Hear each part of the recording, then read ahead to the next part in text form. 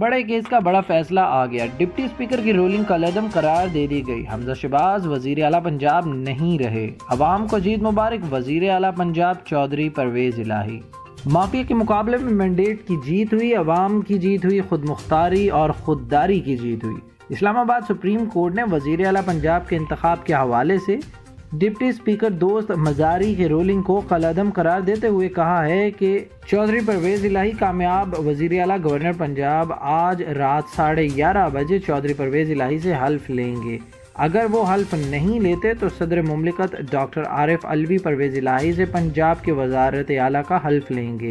حلف کے عمل کو آج ہی رات 11:30 بجے مکمل کیا جائے گا۔ سپریم کورٹ نے چیف سیکرٹری پنجاب کو حکم دیا ہے کہ چودھری پرویز الہی کی وزارت اعلیٰ کا نوٹیفیکیشن جاری کریں۔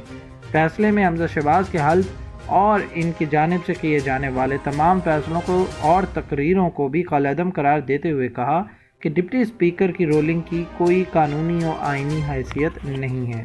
پلیز ہمارے چینل کو لائک اور سبسکرائب کیجیے گا اور بیل آئیکن پر کلک کریں تاکہ مزید معلومات کا سلسلہ آپ تک جاری رہے۔